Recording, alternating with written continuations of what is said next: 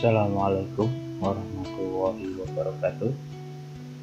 Hamdan wa syukran lillahi ta'ala.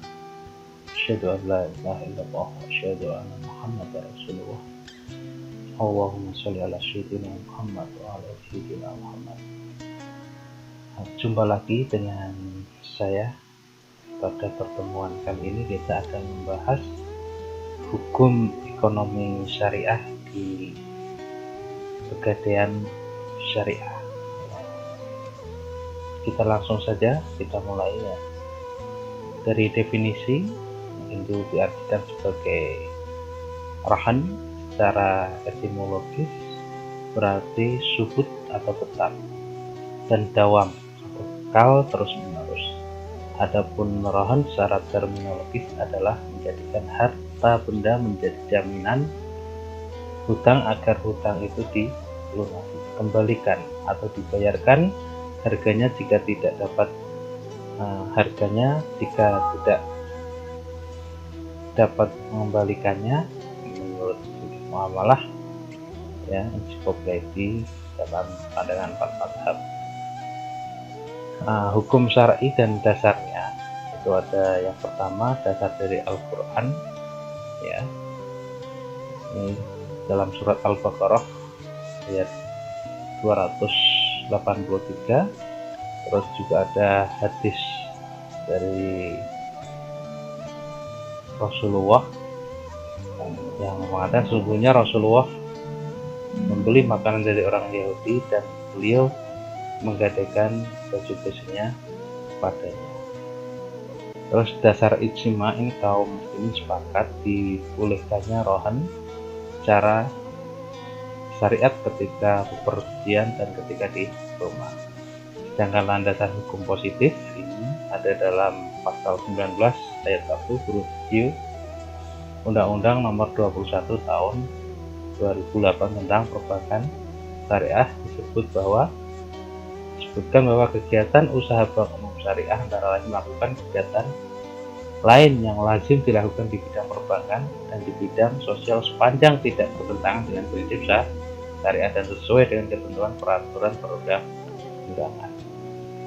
Nah, sejak tahun 2002 atas dasar fatwa Dewan Syariah Nasional atau DSN ini tanggal 26 Juni 2002 dinyatakan bahwa pinjaman dengan menggunakan barang sebagai jaminan dalam bentuk gadai syariah rohan diperbolehkan.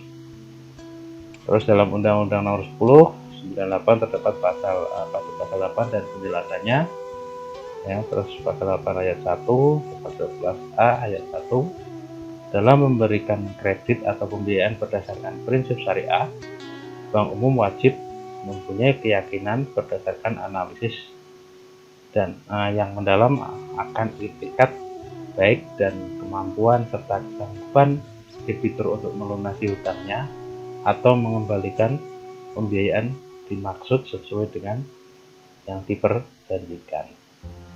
Bank umum dapat membeli sebagian atau seluruh agunan baik melalui pelelangan maupun di luar pelelangan berdasarkan penyerahan secara sukarela oleh pemilik agunan atau berdasarkan kuasa untuk menjual di luar lelang dari pemilik agunan dalam nasabah debitur tidak memenuhi kewajiban kepada bank ya, ketika ini tidak membayarkan maka jaminan agunan dengan ketentuan agunan yang dibeli tersebut wajib dicairkan secepatnya. Nah, dalam peraturan Bank Indonesia ya BBI ini tentang kausalitas aktiva produktif bagi bank syariah pasal 2 ayat 1 dan penjelasannya pada PAPSI Pedoman Akuntansi Syariah Perbankan Syariah Indonesia tahun 2003 ya, penanaman dana bank syariah pada aktiva produktif wajib dilaksanakan berdasarkan prinsip kehati-hatian. Ini prinsip kehati-hatian. Nah, pada prinsipnya dalam pembiayaan mudharabah tidak dipersyaratkan adanya jaminan, enggak dipersyaratkan. Namun agar tidak terjadi moral hazard ini, ya, berupa penyimpangan oleh pengelola dana, ya, oleh pengelola dana, pemilik dana dalam bank dapat meminta jaminan dari pengelola dana atau mudharib, ya, atau pihak ketiga. Jaminan ini hanya dapat dicarikan apabila pengelola dana terbukti melakukan pelanggaran terhadap hal-hal yang telah disepakati bersama dalam akad ini sesuai dengan FAPSI, ya. Terus dalam KUK kitab undang hukum perdata, ya, ada dijelaskan segala kebendaan si berutang, baik yang bergerak maupun yang tidak bergerak, baik yang sudah ada maupun yang baru, akan di kemudian hari menjadi tanggungan untuk segala perikatannya per seorang. Nah, kebendaan terjadi menjadi jaminan bersama-sama bagi semua orang yang mengutangkan padanya. Nah, pendapatan penjualan benda-benda ini dibagi-bagi menurut keseimbangan, yaitu menurut besar kecilnya piutang masing-masing, kecuali apabila di antara para berpiutang itu adalah alasan-alasan yang sah untuk didahulukan. Nah, terus rukun-rukun rohan ini mayoritas ulama berpendapat ada 4. Yang pertama ada barang yang digadaikan, modal hasil gadaian, sighah, ijab qabul, dan aqidain, ya. Nah, ulama Hanafiyah ini berpendapat bahwa rukun rohan gadai hanya satu, yaitu sighah, karena ia sebagai hakikat transaksi. Nah, syarat-syaratnya, syarat rohan gadai ini adalah sebagai berikut. Masing-masing dari al-aqidain termasuk orang yang boleh membelanjakan harta, yaitu balik, berakal, dan pandai dapat membedakan antara yang baik dan yang buruk. Gadai dilakukan dengan hutang yang wajib. Barang yang digadaikan dapat dinilai dengan uang sehingga dapat digunakan untuk membayar hutang, atau dapat dijual untuk membayar hutangnya jika ia tidak dapat membayarnya. Nah, barang yang digadai milik penggadai atau ia mendapat izin menggadaikan. Nah, manfaat rohan ini, pemilik gadai berhak mengambil manfaat dan pengembangannya karena barang itu miliknya. Orang lain tidak boleh mengambil manfaat tanpa seizinnya. Nah, kalangan ulama Hanabilah berpendapat jika barang gadai berupa kendaraan atau hewan perahan, maka pemegang gadai boleh mengendarainya dan memerahnya sesuai dengan biaya perawatan yang dikeluarkan tanpa izin penggadai.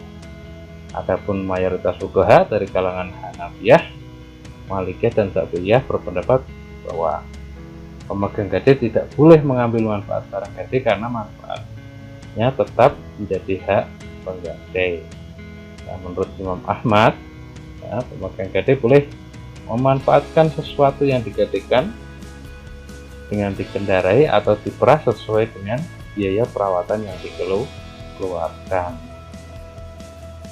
Barang tergadai yang rusak. Ulama Syafi'iyah dan Hanabilah berpendapat bahwa kekuasaan orang yang menerima gadai adalah kekuasaan kepercayaan sehingga ia tidak menanggung kerusakan barang kecuali disebabkan oleh kesalahannya. Sedangkan ulama Hanafiyah berpendapat bahwa kekuasaan pemegang gadai adalah kekuasaan menanggung sehingga ia menanggung barang gadai yang rusak. Nah, di kalangan ulama Malikiyah ini membedakan antara barang yang dapat disembunyikan seperti perhiasan dan barang yang tidak dapat disembunyikan seperti hewan dan pekarangan. Nah, pemegang gadai menanggung pada barang pertama dan tidak menanggung pada barang kedua, kecuali karena keteledoran. Nah, pendapat yang rajih, yang valid adalah barang gadai merupakan amanat di tangan pemegang gadai. Maksudnya, penggadai mempunyai hak manfaat atau hasil barang yang ia gadekan, dan ia juga menanggung kerugian dan kerusakannya. Penggadai telah rela menyerahkan amanah kepada pemegang gadai, sehingga ia seperti orang yang menitipkan barang. Hak menjual barang gadai, ya, pertama lagi, barang gadai adalah hak penggadai dan masih menjadi miliknya. Jika penggadai tidak mau menjual barangnya, maka hakim menahannya dan memaksa untuk menjual barangnya. Jika ia tetap tidak melaksanakan, maka hakim dan yang menjual dan membayarkan hutangnya. Demikian itu pendapat Syafi'iyah dan Hanafilah. Maka kalau dalam sengketa gadai, ini ada hakim yang memutuskan. Nah, Malikiyah berpendapat bahwa hakim menjual barang yang digadaikan, membayarkan hutang gadainya, tapi tidak menahannya. Sedangkan Hanafiyah berpendapat bahwa pemegang gadai berhak menuntut penggadai untuk melunasi hutangnya dan meminta hakim menahannya jika jelas-jelas menunda pembayaran hutangnya. Nah, hakim ini tidak boleh menjual barang gadai karena terkena hajj, ditahan membelanjakan hartanya. Akan tetapi ia ditahan sampai menjualnya karena mengantisipasi adanya kezaliman.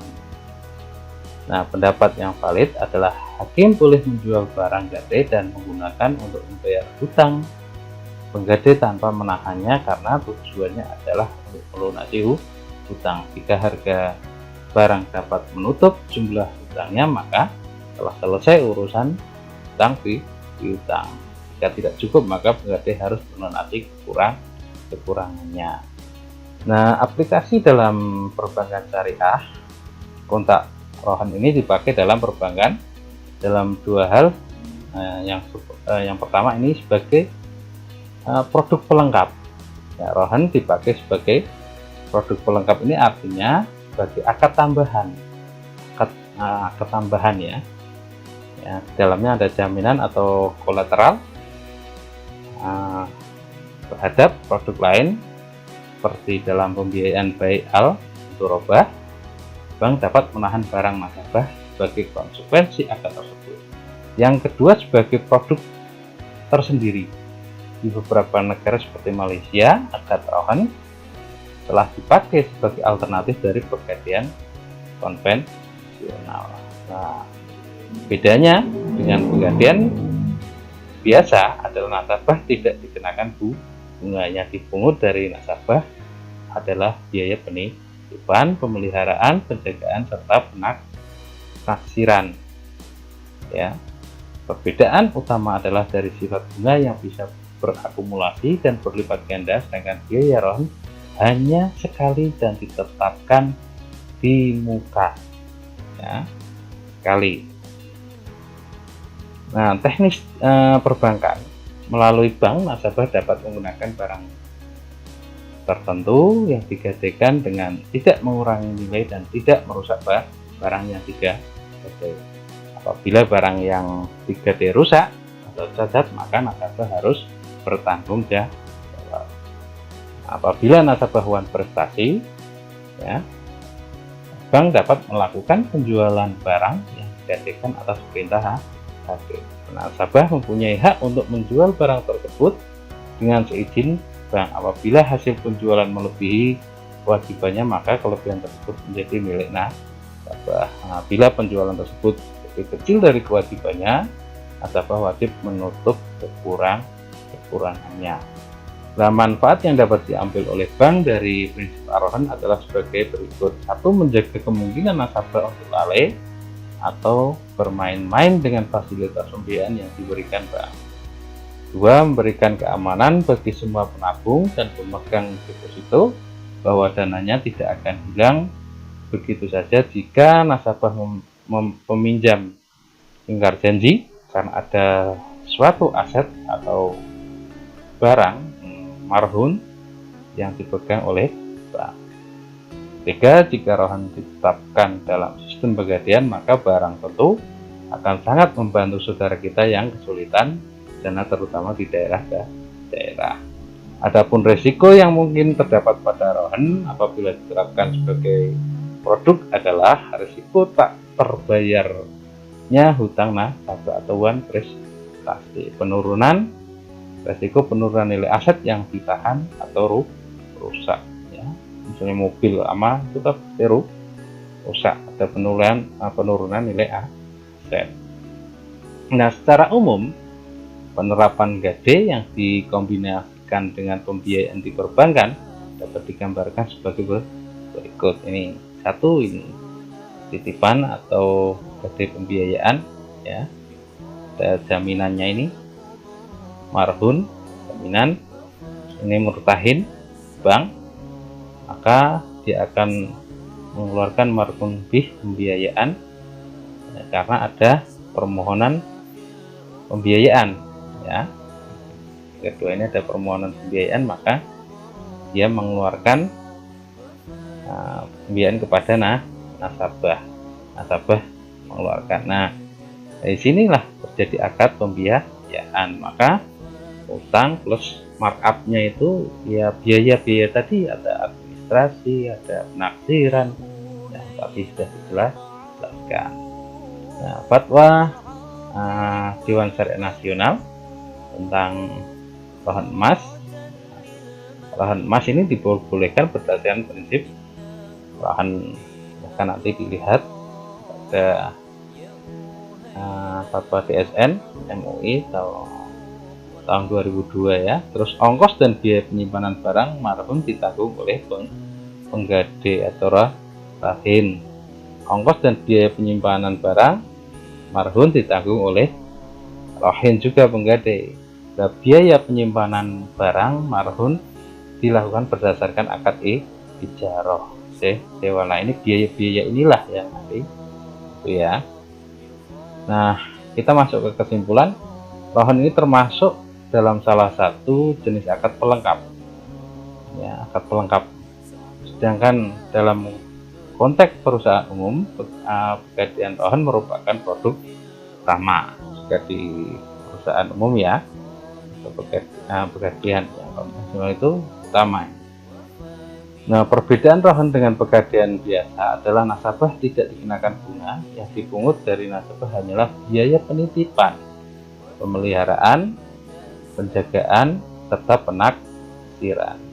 Terus perbedaan utama adalah dari sifat bunga yang bisa berakumulasi dan berlipat ganda, sedangkan biaya rohon hanya sekali dan ditetapkan di muka.